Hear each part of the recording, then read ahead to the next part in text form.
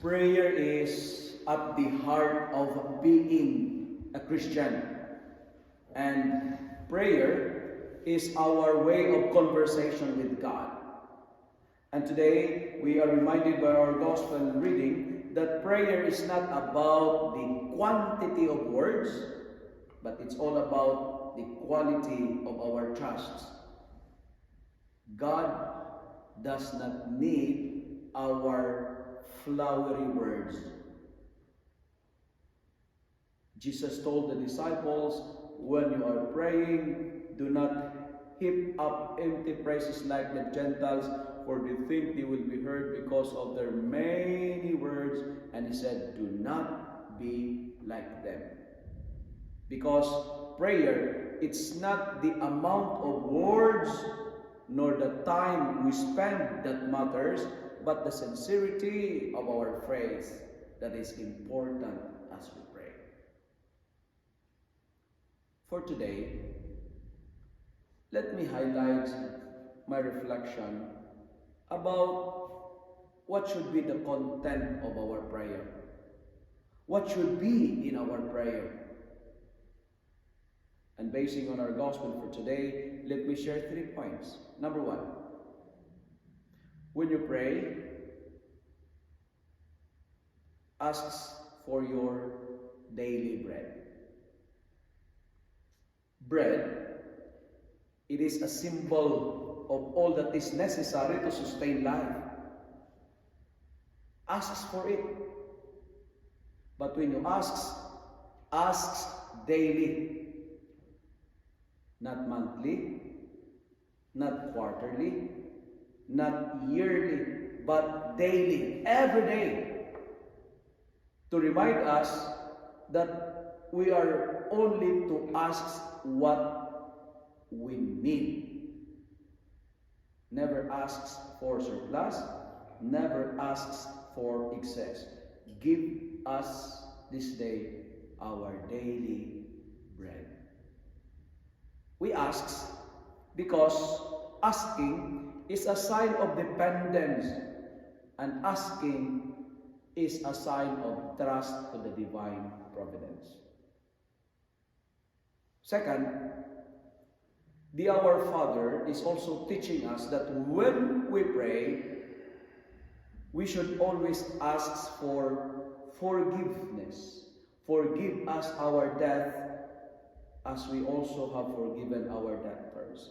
Meaning to say, why we need to ask for forgiveness? Because every day, we commit sin. We are not perfect. Every day we hurt the Lord. Every day we disobey God. Sometimes our minds are impure, our hearts are not clean, our mouths are dirty. When we ask for forgiveness, we dispose ourselves to be forgiving. When we ask for forgiveness, we make ourselves ready for healing again. Ready for healing, not by harboring resentment, by anger, or whatsoever. And the purpose of asking forgiveness is to cleanse our hearts, to cleanse our soul, to cleanse our whole body of hatred and allow ourselves to be governed by love. Ask for your daily bread. Ask for forgiveness. And finally, the gospel for today, when you pray, asks for spiritual victory. Beg the Lord for deliverance from temptation. Do not bring us to the time of trial, but rescue us from the evil one. Spiritual victory. Because every now and then, the devil are trying to propose something so that you will be,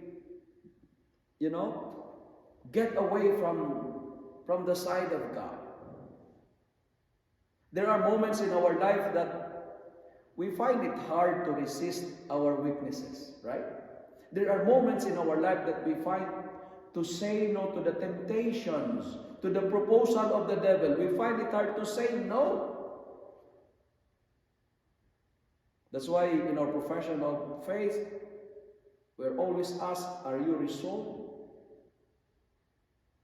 to say no to the lure and the enticements of the prince of the devil?